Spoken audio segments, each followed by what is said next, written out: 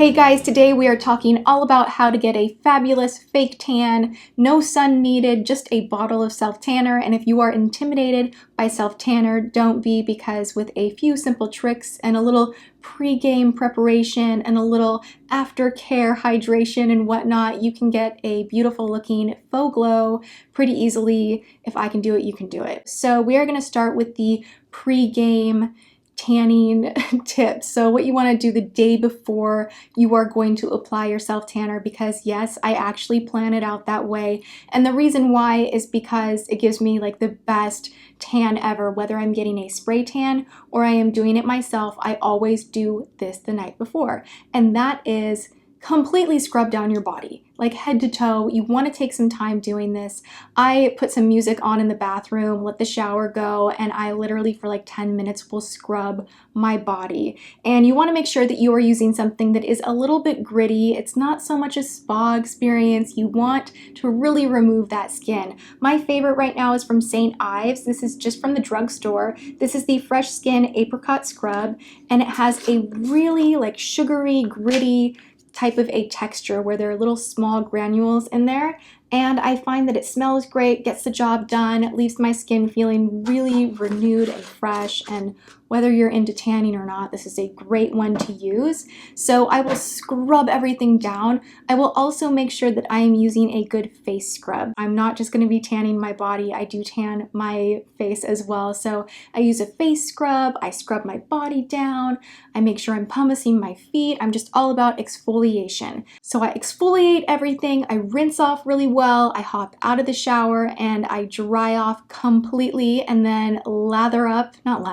I load my body up with oils and moisturizers. It's just like a moisturizing party in my bathroom. I bust out the body butters, anything really thick in texture. I put on some little aloe vera socks, or you can use any fluffy socks, and really load up, any Vaseline or balm or anything really hydrating for your feet.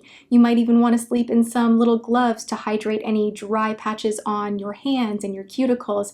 Basically, in a nutshell, self-tanner really likes to grab onto dry, dead skin. So you want to exfoliate all of that skin off there so that you have nothing patchy when you apply the self-tanner, but you also want to make sure that everything is really smooth and hydrated so that the color doesn't grab on any dehydrated parts of the body. Also, self-tanner can be a little bit drying, so it's just a nice ritual to make sure that everything is smooth and glowing and hydrated and feeling good. So that is my pre-game routine. Then I wake up and I live my normal life the next day, and I'm just like, ooh, I have smooth, soft skin, and I make sure I'm hydrating some more. And then I prefer tanning at night. It's just my thing. You could do this in the morning, it's up to you, but I like to sleep in my self-tan so that I give it a full 8 hours to develop.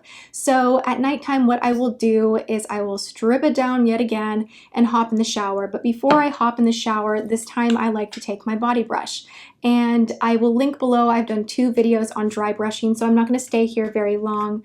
But this way I am exfoliating more, but I'm not leaving any oil or residue or product on my skin, because that can interrupt your self-tanning efforts as well. So one more little exfoliating pass on my skin. I hop in the shower, I suds up, I shave my legs, my underarms, shave whatever hair you want to, defuzz your body, and then hop out of the shower and completely dry off, like 100% dry off, and you're ready to tan. What I like to do is use a foam mousse. That is my personal favorite. I have tried lotions, I have tried gels, I've tried the wipes, but for me, I like the mousse, and you kind of have to go through that trial and error and figure out what works for you. For top shelf, high end, I really enjoy the Vita Liberata. You can buy this at Sephora. It's the phenomenal 2 to 3 week tan mousse.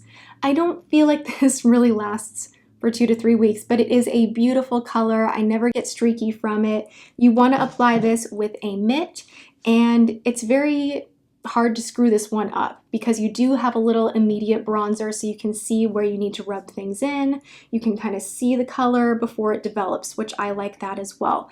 For a more budget-friendly option, you can go to Sally's Beauty Supply and pick up some Tanwise. You get a ton of product in here, and I've used this plenty of times and I'm still not completely out of this guy, and I like it. It gives you a little more of a golden glow than a red glow that this one does, so it's slightly a little more orange, but both of these are the most natural that I have been able to find. Okay, from there, what I like to do for my face, because I don't like to use body self-tanners on my face. I find that they really dry my skin out and I don't like that.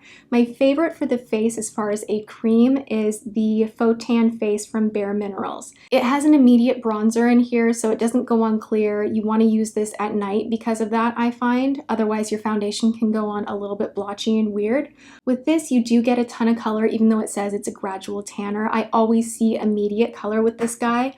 I also use the Saint-Tropez sometimes. Don't like it as much as the Bare Minerals, but it's nice, it's fine, whatever. This I shared with you guys in my favorites. It's the Maracuja Bronzing Serum. It's not going to do much on its own straight away, but it will help things last longer. Basically, what you want to do with your tanners of choice is you pump out a little product. I like using a mitt, and I always go upward. So I start with my legs, and I make sure everything is smooth and even and blended on my legs, and then I go to my tummy and my back, and then I finish with my arms, my chest, and then I will go back on those harder to tan areas like your hands, which basically whatever leftover residue I have on this mitt here, I will lightly go over the tops of my hands and my feet.